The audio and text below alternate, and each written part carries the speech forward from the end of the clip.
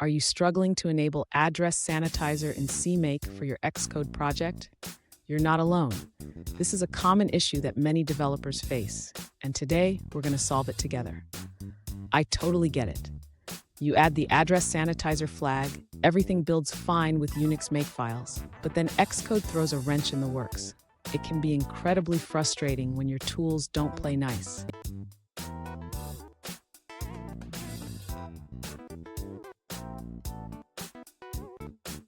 Here's the situation.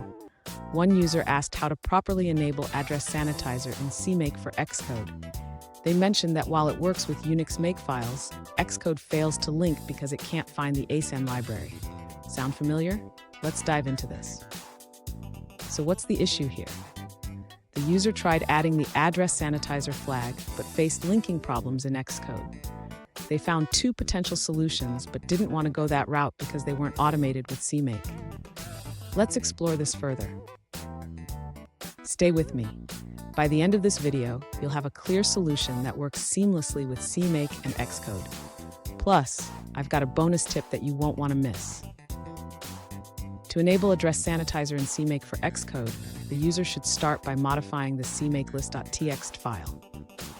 They need to add the Address Sanitizer flags for both the compiler and the linker.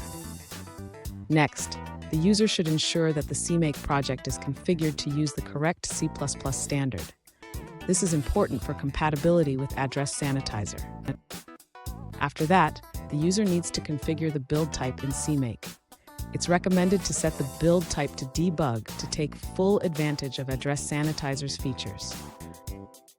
Now, the user should regenerate the Xcode project files.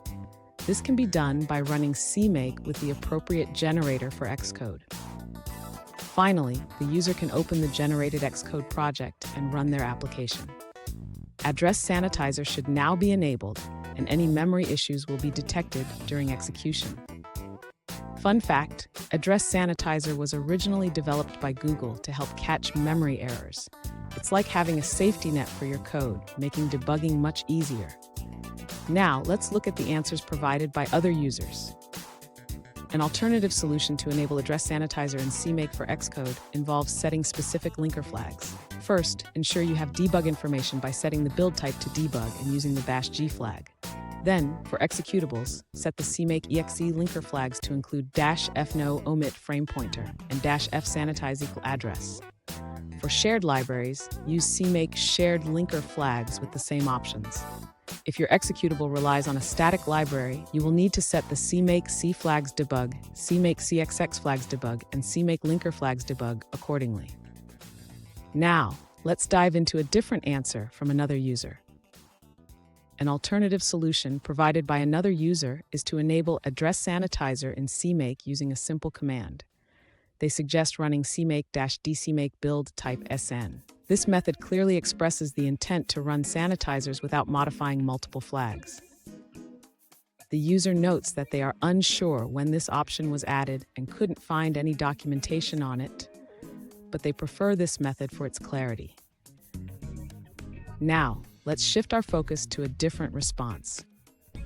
An alternative solution provided by another user suggests setting the initialization variables directly in your toolchain file. They recommend using the command to set the executable linker flags to include Address Sanitizer and to avoid omitting frame pointers.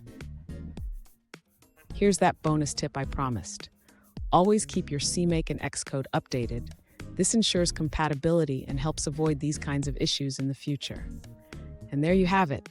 You should now be able to enable Address Sanitizer in CMake for Xcode without any hassle. If you found this video helpful, please subscribe for more tips and tricks.